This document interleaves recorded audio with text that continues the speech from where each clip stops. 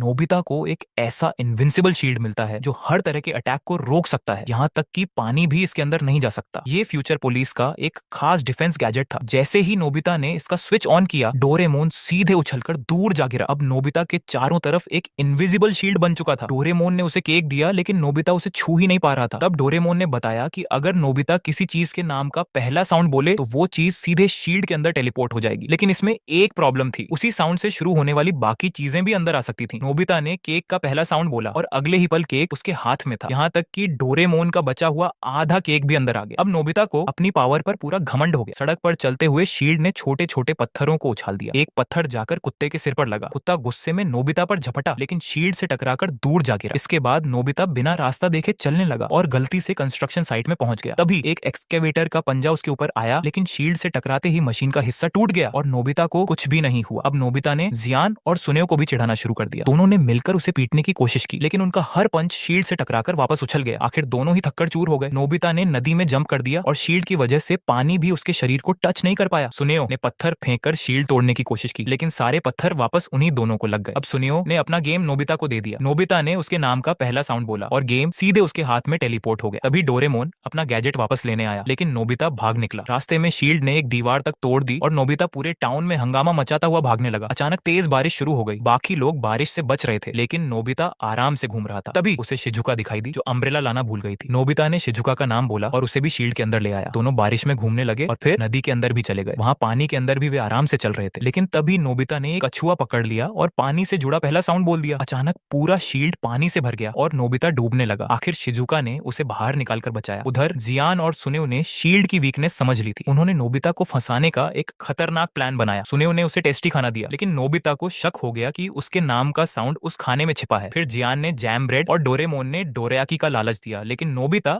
हर बार उनकी ट्रिक समझ गया। आखिर में जियान और सुनेओ ने उसकी फेवरेट कॉमिक और एक फेमस स्टार का ऑटोग्राफ सामने रख दिया। नोबिता खुद को रोक नहीं पाया। उसने दोनों चीजों के शुरुआती साउंड्स बोल दिए, लेकिन अगले ही सेकंड कॉमिक और ऑटोग्राफ के साथ जियान और सुनेओ भी शील्ड के अंदर टेलीपोर्ट हो गए। अब नोबिता को समझ आया कि वो खुद ही ट्रैप में फंस चुका है। तीनों एक ही शील्ड के अंदर बंद थे और जियान सुनेओ अब नोबिता से अपना पूरा हिसाब चुकाने के लिए तैयार थे।